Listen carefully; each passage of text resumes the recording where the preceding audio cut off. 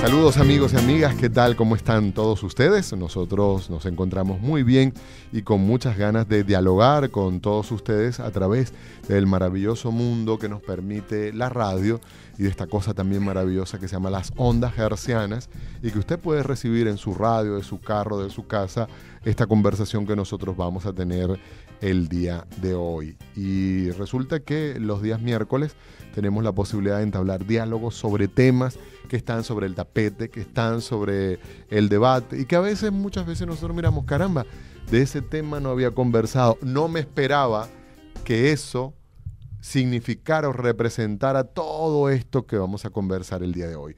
Nuestra propuesta para hoy es hablar sobre el conservadurismo, los conservadores. ¿Qué es eso? Saludos, Gabriel Andrade me acompaña los miércoles. ¿Cómo estás? ¿Qué hubo, Alex? ¿Cómo te ha ido a ti? Bueno, de lo mejor. El mes pasado estuvimos celebrando el aniversario de Luz Radio.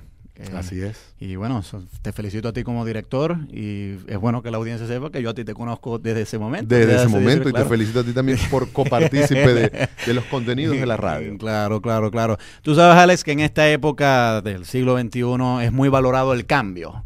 Ahorita en Colombia, por ejemplo, que vienen las elecciones de la primera y la segunda vuelta, se han propuesto, se han hecho proposiciones de cambio, pero y se tiene muy en alta estima que los cambios son buenos. Pero no todo el mundo piensa así. Hay cierta gente que más bien es de la opinión de que las cosas hay que conservarlas tal como están o que en todo caso los cambios deben ser más graduales.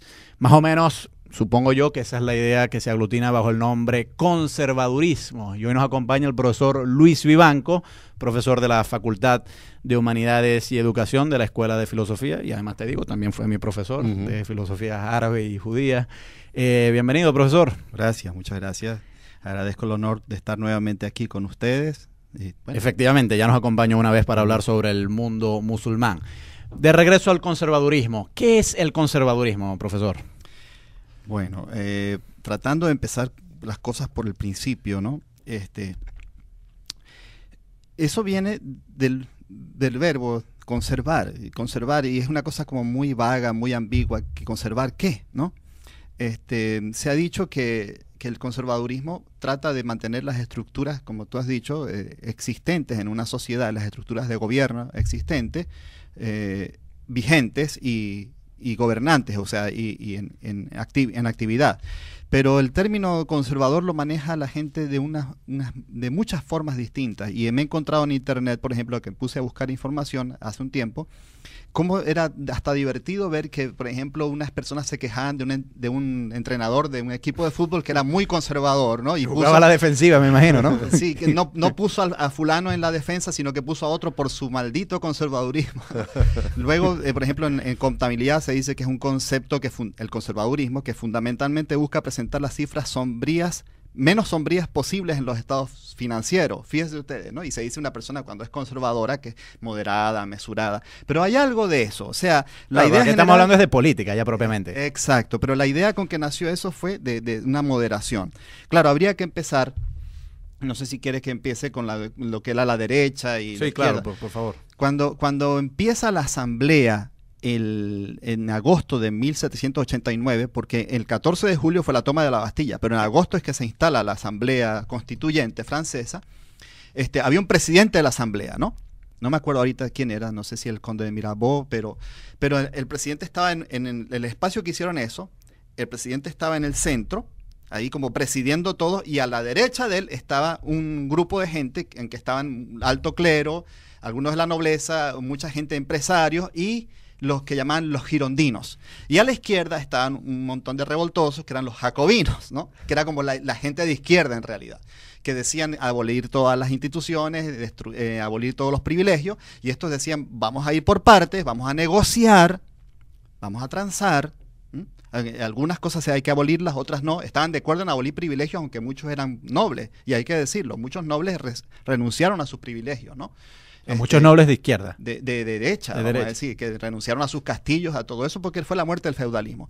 Ahí es donde nace un poco eso de izquierda, derecha. O sea que básicamente nace por un lugar que se ocupaba en el espacio, aunque también había unas identificaciones claras de quién se puso a la derecha y quién se puso a la izquierda. Exacto, o sea, nadie que era de aquí se iba a meter al lado de acá. Al otro lado. Sí, y exactamente de aquí tampoco lo iban a... O sea, Pero que desde ahora, entonces- una breve digresión. Siempre ha habido un privilegio de la mano derecha en todas las culturas del mundo. Y, Sí, por ejemplo, exacto. en la sí. concepción religiosa del trono de Dios, el hijo está sentado a la derecha del derecha padre, del no a la padre, izquierda sí. del padre. Ajá. Sí, en las culturas del Medio Oriente, si usted saluda a alguien con la mano izquierda, lo insulta. O sea, eso es terrible, ¿no?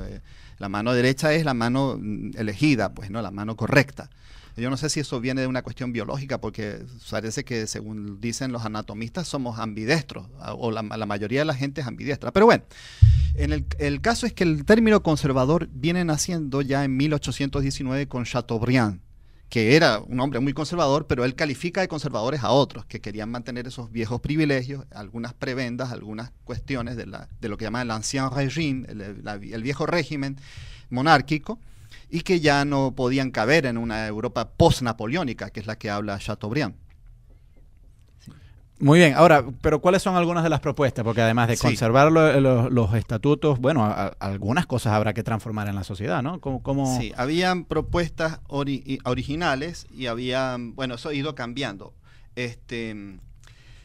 Una de las cosas que caracteriza al conservadurismo, a mucha gente le molesta mucho, igual que al liberalismo, pero en general caracteriza y debe caracterizar a toda doctrina política, es que por el hecho de ser doctrina política y darse en un espacio existente con humanos en tiempo y espacio, tiene que cambiar. Entonces, el conservadurismo de 1800 no es el mismo del 1850, ni de 1900, ni del año 2010. Entonces, tenemos distintas características. Pero podemos señalar, hay uno de los hombres que ha estudiado más el conservadurismo, el libro de él, hace años tuve suerte que cayó en mis manos, no sé cómo, pero cayó en mis manos. No me lo robé, o sea, lo compré. Ni se lo prestaron.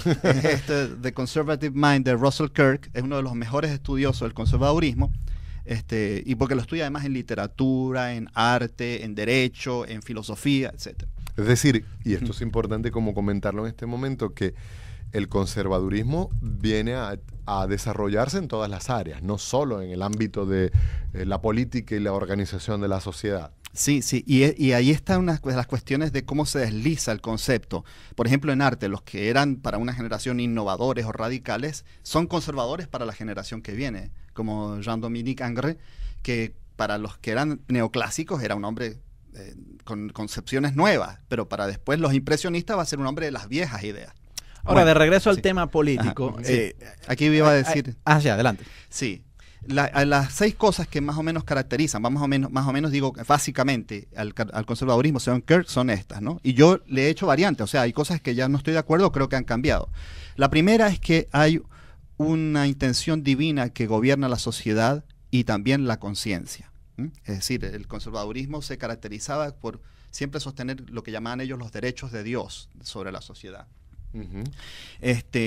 Yo creo que eso puede cambiar. O sea, hoy en día hay partidos conservadores y doctrinas conservadoras que involucran a creyentes, vamos a decir, como a no creyentes, o sea, creyentes y ateos. Y de hecho a gente de todas las religiones. Porque hay un suelo común en donde nos encontramos, y esto es muy importante, el suelo común de una serie de valores como el honor, la decencia, la moral, la amistad, el amor a la familia, que van más allá de creencia o no creencia. Pueden ser apoyados por la creencia, pero también los no creyentes creen en esos valores y se atestiguan por esos valores. Pero desde un primer momento hay una relación importante con la religión. Sí, sí, exactamente. Sobre todo con Religiones eso. oficiales y bien establecidas. Sí, bueno, ahí ya vendría algunas cosas que serían largo de elaborar. Pero, por ejemplo, en el hombre de la Edad Media, ¿por qué no se habla de conservadurismo en la Antigüedad o en la Edad Media? Porque eso era lo que existía como normal o natural, conservar todo. Los hijos seguían las profesiones de los padres, la iglesia seguía los ritos de cada siglo, o sea, no había variación.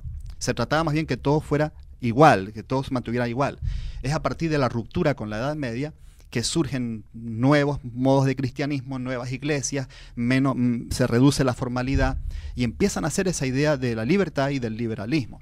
Nosotros estamos conversando con el profesor Luis Vivanco. Tenemos en expectativa conocer otra de las ideas, otra de las características de esto que estamos conversando el día de hoy, que es el conservadurismo. Tal vez usted, amigo, amiga que nos escucha, habrá escuchado, habrá comentado o incluso le habrá dicho a otra persona, mira, tú eres un conservador. O en este ámbito nuestro que estamos viendo de la polarización política en el país. Tiene una mala reputación el conservadurismo hoy. Sí, tenemos unas acusaciones de que tú eres un revolucionario o tú eres un conservador. Tú eres un progresista, tú eres un conservador. Vamos a continuar analizando de qué se trata esto del conservadurismo. Hacemos nuestra pausa, ya continuamos.